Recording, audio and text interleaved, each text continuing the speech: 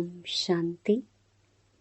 23 नवंबर 2021। बाबा के महावाक्य। मीठे बच्चे, इस ड्रामा में तुम हीरो हीरोइन पार्टधारी हो। सारे कल्प में तुम्हारे जैसा हीरो पार्ट और किसी का भी नहीं। प्रश्न: मनुष्य से देवता बनने का इम्तिहान कौन पास कर सकता है? उत्तर: जो फॉलो फादर कर बाप समान पवित्र बनते, वही यह इम्तिहान पास कर सकते हैं। 21 जन्मों का बेहद का वर्षा मिलता है तो जरूर थोड़ी मेहनत करनी पड़ेगी। अभी मेहनत नहीं की तो कल्प कल्पांतर नहीं करेंगे, फिर ऊंच पद कैसे पाएंगे? पवित्र बनेंगे तो अच्छा पद पाएंगे, नहीं तो सजाएं खानी पड़ेंगी। ओम शांति। मीठे मीठे रूहानी बच्चों से बाबा सम्मुख बात कर रहे हैं। बच्चे समझते होंगे हमारे साथ बेहद का बाप बात कर रहे हैं, जो सबसे अति मीठा है। बाप भी मीठा होता है, टीचर भी मीठा होता है, क्योंकि दोनों से वर्षा मिलता है। गुरु से भक्ति का वर्षा मिलता है। यहाँ तो एक से ही तीनों मिलते हैं। खुशी भी होती है। तुम उनके सम्मुख बैठे हो। तुम जानते हो बेहद का बाप, जिसको पतित पावन कहा जाता है, वही मनुष्य सृष्टि का बीज रूप है। वह बीज जड़ होता है, यह है चैतन्य। इनको सत चित आनंद स्वरूप कहा जाता है। फिर उनकी महिमा भी है। वह ज्ञान का सागर है, परंतु उससे नॉलेज क्या मिलती है, यह किसको पता नहीं है। तुम जानते हो, जिन्हों को बाप नॉलेज दे रहे हैं, वही भक्ति मार्ग में इनके मंदिर शास्त्र आदि बनाते हैं। यह भी तुम जानते हो कि बरोबर हर 5000 वर्ष के बाद यह कल्प का संगम आता है। इसको कहा जाता है रूहानी अविनाशी पुरुषोत्तम संगम युग। यूं तो उत्तम पुरुष बहुत ही होते हैं, परंतु वह एक जन्म में उत्तम पुरुष बनते हैं, फिर मध्यम कनिष्ठ हो पड़ते हैं। यह लक्ष्मी नारायण देखो कितने उत्तम पुरुष हैं। यह है पुरुषोत्तम और पुरुषोत्तम मणि। ऐसा उत्तम दोनों को किसने बनाया? गाया जाता है ऊंच ते ऊंच भगवान हैं। वह ऊपर में रहते हैं। मनुष्य सृष्टि में ऊंचे ते ऊंच यह विश्व महाराजा महारानी हैं। ऊंचे ते ऊंच भारत में राज्य करते थे। अब यह राज्य उन्होंने कैसे पाया, यह किसको पता नहीं। ऐसा बाप जो तुमको इतना ऊंच बनाते हैं, वह कितना मीठा लगना चाहिए। उनकी मत पर चलना चाहिए। ऐसा ऊंचा विश्व का मालिक बनाने वाला बाप पढ़ाते कैसे साधारण रीति से हैं। यह भी तुम जानते हो कि बेहद का बाप भारत में आता है। शिव जयंती भी मनाते हैं, भारत को आकर स्वर्ग बनाते हैं। अब स्मृति आई है कि हम स्वर्गवासी 84 जन्म भोग नरकवासी बने हैं। फिर बाबा आया हुआ है स्वर्गवासी बनाने। अब बाप कहते हैं, मुझे याद करो तो तुम्हारी आत्मा तमो प्रधान से सतो प्रधान बनेगी। सतो प्रधान बनने बिगर वापस कोई जा नहीं सकते, नहीं तो सजा खानी पड़ेगी। सजा भी आत्मा को मिलती है ना। गर्भ जेल में शरीर धारण कराए फिर सजा देते हैं। बच्चों को बहुत दुख भोगना पड़ता है, त्राही त्राही करते हैं। कहते हैं फिर पाप नहीं करूंगा। तुम बच्चों को तो गर्भ जेल में जाना नहीं है, वहां गर्भ महल है, क्योंकि पाप होता नहीं। यहाँ रावण राज्य में पाप होता है, तब तो राम राज्य मांगते हैं, परंतु यह जानते नहीं रावण राज्य क्या चीज है।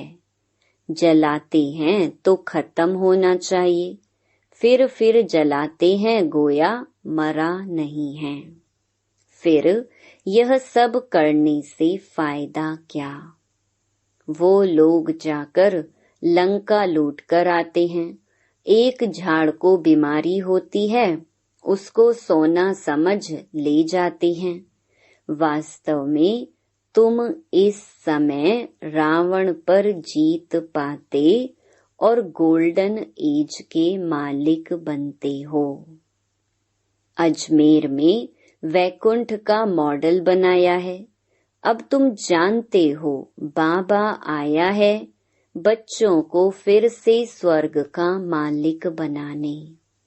हीरे जवाहरों के महलों में हम राज्य करेंगे।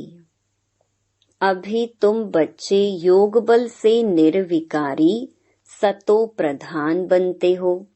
आत्मा संपूर्ण निर्विकारी बन फिर चली जाएगी शांति धाम। वहां दुख की बात नहीं। बाबा ने समझाया है, इस नाटक में तुम्हारा सबसे बड़ा मुख्य पार्ट है हीरो हीरोइन का।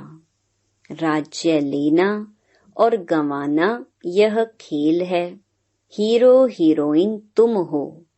हीरो का अर्थ है मुख्य पार्टधारी। तुम गोल्डन एज में पवित्र गृहस्थ आश्रम में रहते थे। आयरन एज में अपवित्र गृहस्थ व्यवहार है। अब बाबा गोल्डन एज में ले जाएगा। वहां लक्ष्मी नारायण सूर्यवंशियों का राज्य होगा। वह पुनर्जन्म ले चंद्रवंशी में आएंगे। वृद्धि होती रहेगी। अब कितने करोड़ हो गए हैं। अब कहते हैं बर्थ कम हो। जिनको 1-2 बच्चा होगा वह थोड़े ही बंद करेंगे।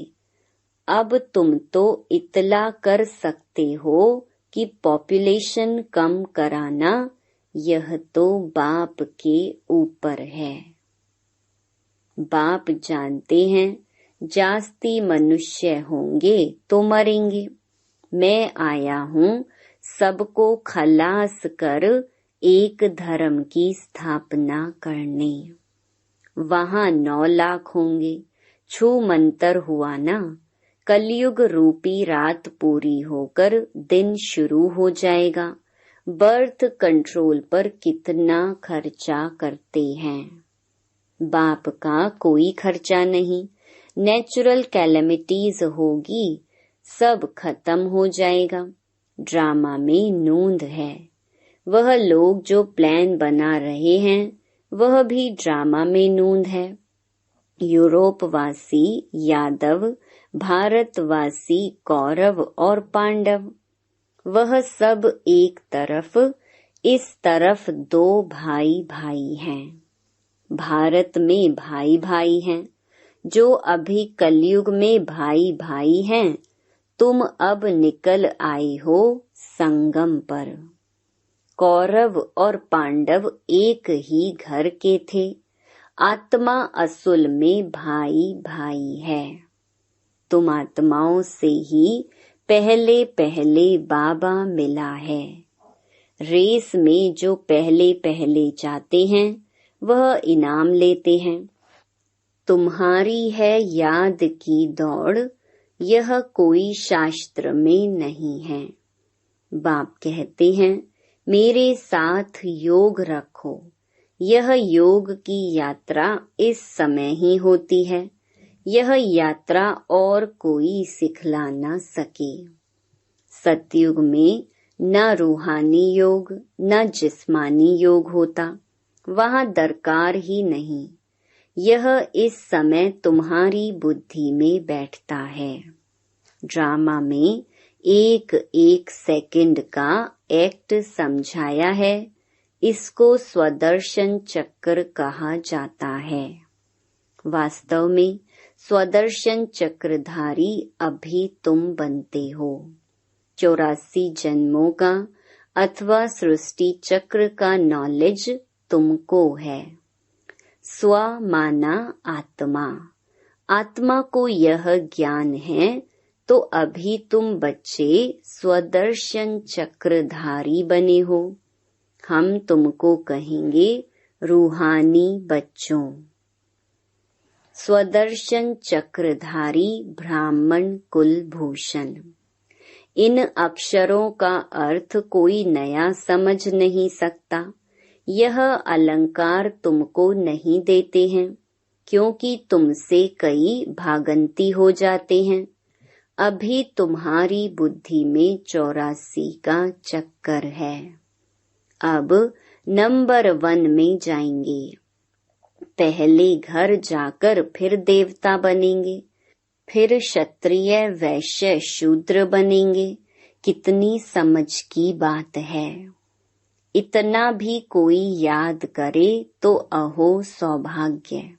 बाकी थोड़ा समय है, फिर हम स्वर्ग में जाएंगे। बाकी शास्त्रों में तो बहुत दंत कथाएं लिख दी हैं। कृष्ण जो सभी का प्यारा है, उनके लिए भी लिख दिया है सर्प ने डसा यह हुआ। कृष्ण राधे से भी प्यारा लगता है, क्योंकि मुरली बजाई है। यह वास्तव में है ज्ञान की बात। तुम इस समय ज्ञान ज्ञानेश्वरी हो, फिर पढ़कर राज राजेश्वरी बनती हो। यह है एम ऑब्जेक्ट। तुमसे कोई पूछते हैं यहाँ का उद्देश्य क्या है? बोलो मनुष्य से देवता बनना। हम 100 देवता थे, 84 जन्मों बाद शूद्र बने। अब फिर ब्राह्मण बने हैं, फिर देवता बनेंगे।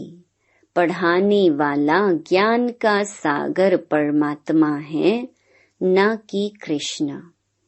यह राजयोग कोई भी सिखला न सके।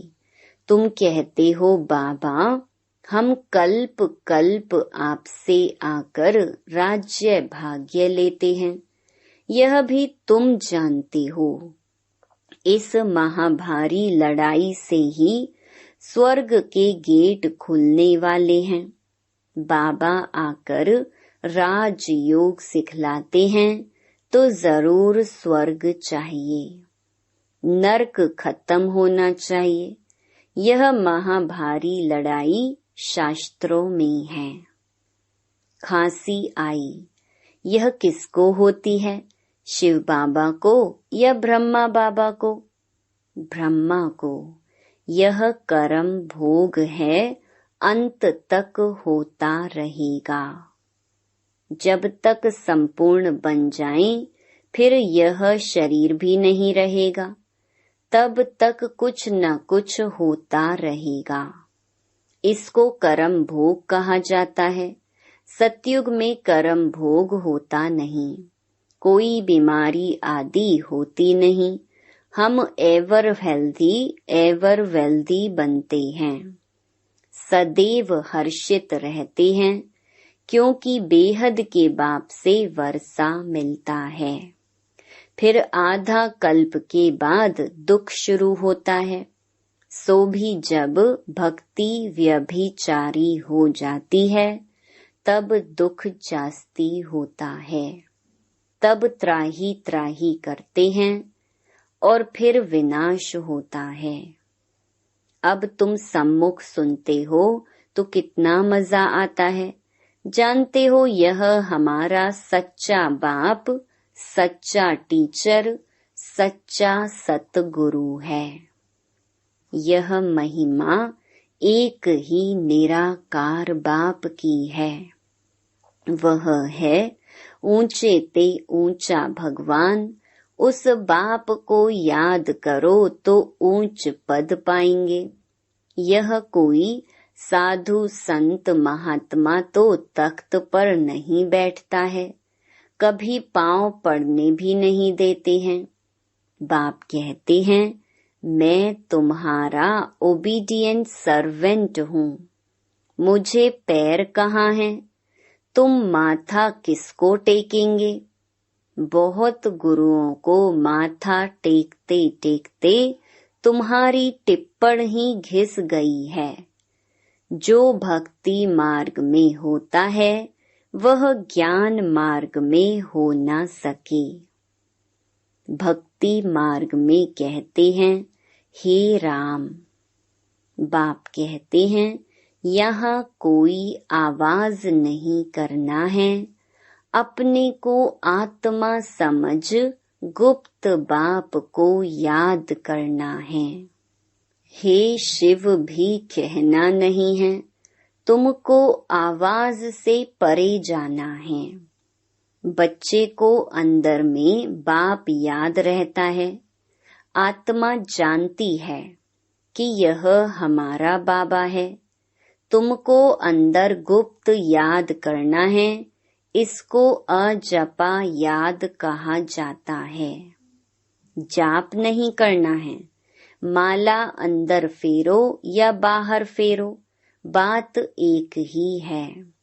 अंदर फेरना कोई गुप्त नहीं, गुप्त बात है अपने को आत्मा समझ बाप को याद करना। वह शिव बाबा, यह प्रजापिता ब्रह्मा। तुमको डबल इंजन मिलती है श्रृंगारने लिए, इनकी आत्मा भी श्रृंगार रही है। फिर सब चलेंगे पियर घर, वहां से फिर ससुर घर विष्णुपुरी में आएंगे। यह है डबल पियर घर अलौकिक, वो लौकिक वह पारलौकिक। इस अलौकिक बाप को कोई जानते नहीं। तब कहते हैं, इस दादा को क्यों बिठाया है। यह किसको पता नहीं है कि इस तन से परमात्मा पढ़ाते हैं। यह बहुत जन्मों के अंत में पूज्य से पुजारी बने हैं, राजा से रंक बने हैं। बाबा समझाते हैं, इस तन में मैं प्रवेश करता हूँ, फिर भी किसकी बुद्धि में बैठता नहीं। मंदिरों में बैल रख दिया है। अब शंकर तो है सूक्ष्म वतनवासी, सूक्ष्म वतन में बैल आदि तो होते ही नहीं। बैल अर्थात मेल, भागीरथ को मेल दिखाते हैं। मनुष्य तो बिल्कुल बेसमझ बन पड़े हैं। बाप कहते हैं, रावण ने बेसमझ बनाया है, खुद कहते हैं राम राज्य चाहिए। अब राम राज्य तो सतयुग में होता है, कलयुग में रावण राज्य। राम और रावण भारत में होता है। शिव जयंती भी भारत में मनाते हैं, रावण जयंती नहीं मनाते, क्योंकि दुश्मन है। जयंती उसकी मनाई जाती है जो सुख देता है। अब शिव बाबा आकर ज्ञान सुनाते हैं और रावण पर जीत पहनाते हैं।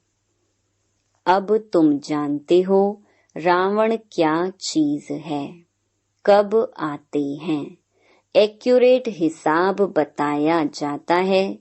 यह बातें अच्छी रीति धारण करो, भूलो मत।